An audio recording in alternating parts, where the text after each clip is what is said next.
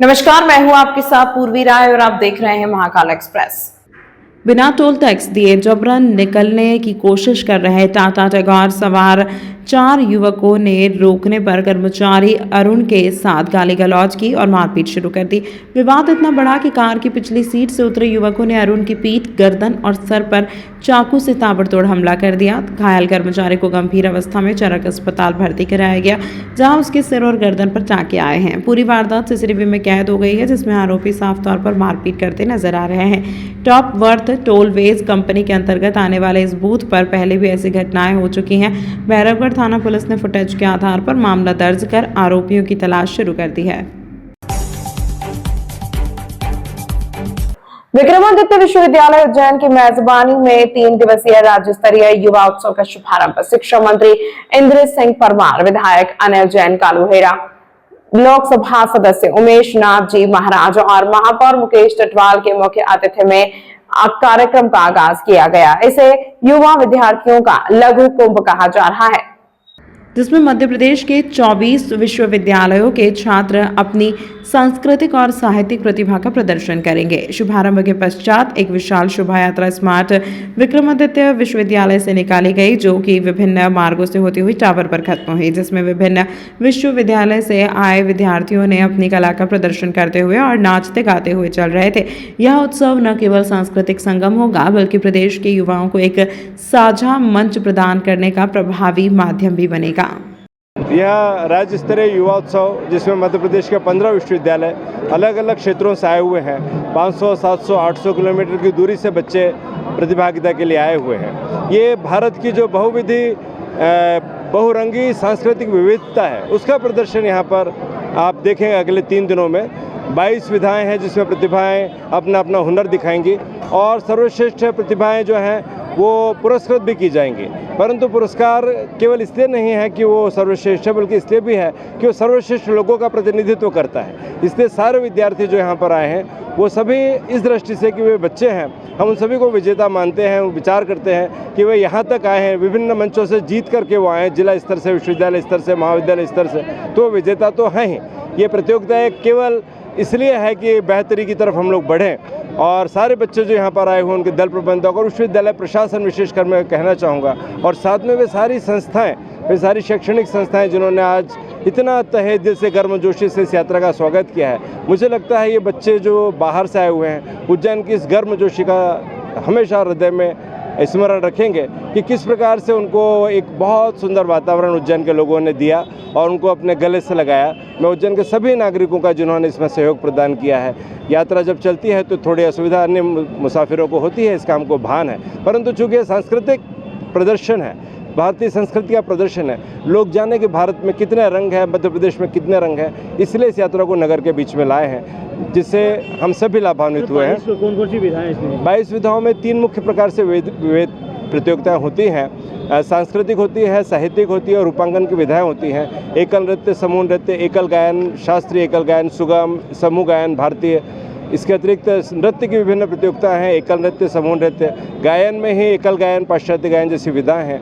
रूपांकन की अलग अलग विधाएं हैं, कोलाज है, पोस्टर मेकिंग है, कार्टूनिंग है, स्पॉट पेंटिंग है, क्ले मॉडलिंग है। इसी तरह से वक्तृत्व कला है, वादवत की कला है और आधुनिकतम विद्यार्थी आधुनिक समय के साथ चल रहे हैं कि नहीं, इसके लिए प्रश्न मंच जैसी विधाएं भी हैं। तो ऐसी बहुत खूबसूरत विधाएं प्लान की गई। ये सभी विक्रम विश्वविद्यालय परिसर में आयोजित हैं। इसके लिए हमने 5 स्थानों को चिन्हित किया है। विक्रम विश्वविद्यालय के विभिन्न केंद्र तो हैं ही, इसमें हमें अन्य संस्थानों से भी, जिसको हम मध्य प्रदेश सामाजिक शोध विज्ञान संस्थान कहते हैं, उन्होंने भी अपनी भूमि हमें उपलब्ध कराई है, अपना स्थान उपलब्ध कराया है। कुछ प्रतियोगिता हम वहाँ आयोजित कर रहे हैं, अन्यथा जो अन्य प्रतियोगिता है उनका आयोजन या तो SOET में होगा, school of engineering and technology में होगा, अथवा शलाका दीर्घा में है, अथवा विद्या अध्ययनशाला में है, अथवा स्वर्ण जयंती सभागार में है, अन्यथा मुक्ताकाशी मंच पर सारी प्रतियोगिताएं आयोजित होंगी। कहाँ से कहाँ तक चल समारोह निकाला जाएगा? चल समारोह विक्रम विश्वविद्यालय के द्वार से आप देख रहे हैं कि जो हमारा टावर चौक जिसको हम कहते हैं, घंटाघर कहते हैं, जो कि उज्जैन के इतिहास का साक्षी है, वहाँ तक हम विद्यार्थियों को लाए हैं।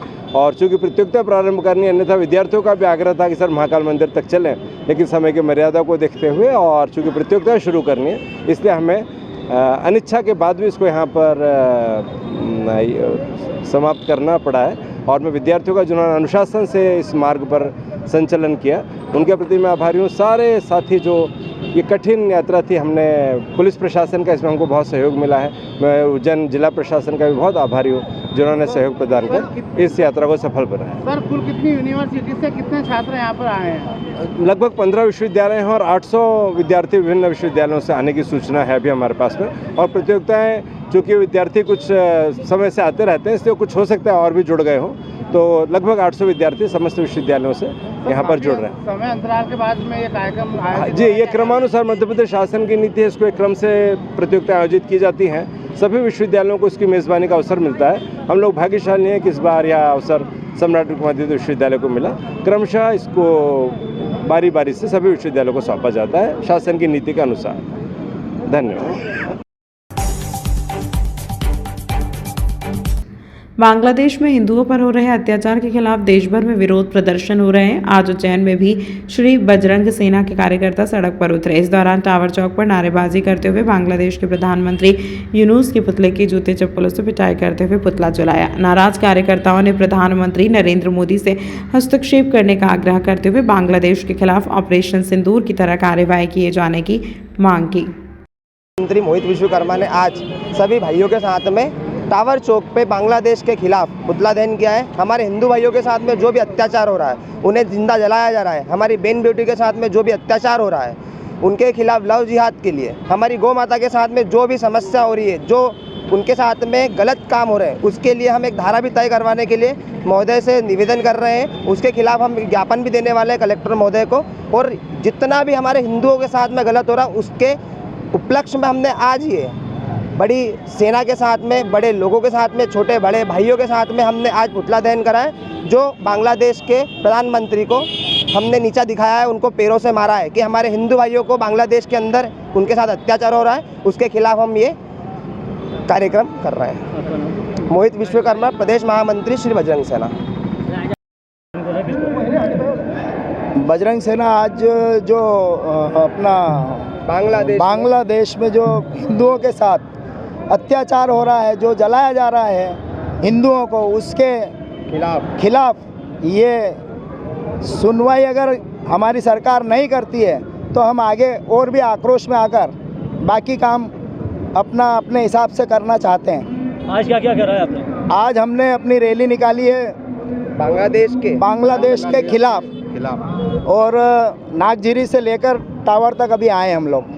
आज आपने बांग्लादेश का पुतला भी जलाया? जी, अभी हमने बांग्लादेश का पुतला भी जलाया है। और यदि सरकार बांग्लादेश के प्रधानमंत्री का पुतला जलाया गया है और यदि सरकार को सिर्फ ये मैसेज देना है हमें कि हिंदुओं की रक्षा की जाए और हिंदुत्व के लिए जो लोग खड़े हैं इतने साथ में हैं, अगर ये हमारे साथ रहे तो हम आगे सरकार को और भी कुछ आंदोलन करके और करना चाहते हैं। संतोष विश्वकर्मा, उज्जैन जिला अध्यक्ष, बजरंग सेना। नागदा पुलिस द्वारा लगातार दुकानों की चेकिंग की जा रही है तथा सभी दुकानदारों को स्पष्ट और सख्त हिदायत दी जा रही है कि वे किसी भी स्थिति में चीनी मांझे की बिक्री न करें। यह मांझा न केवल अवैध है बल्कि जानलेवा भी है। इसके उपयोग से राहगीरों, दोपहिया वाहन चालकों, बच्चों और पक्षियों की जान को गंभीर खतरा उत्पन्न होता है। इसकी खरीदी बिक्री करने वाला व्यक्ति कानूनन अपराध का भागीदार माना जाएगा तो इसके विरुद्ध कठोर वैधानिक कार्यवाही की जाएगी। नागदा पुलिस सभी नागरिकों से अपील करती है कि वे पर्व को सुरक्षित, जिम्मेदार और मानवीय तरीके से मनाएं। दूसरों की जान के साथ खिलवाड़ न करें। आपको भी यदि किसी व्यक्ति को चीनी मांझे की बिक्री, भंडारण या उपयोग से संबंधित कोई भी जानकारी हो तो तत्काल नागदा पुलिस को सूचित करें। आपकी सूचना केवल न अपराध की रोकथाम बल्कि किसी की जान बचाने में भी सहायक हो सकती है। तमाम महत्वपूर्ण खबरों के लिए देखते रहिए महाकाल एक्सप्रेस।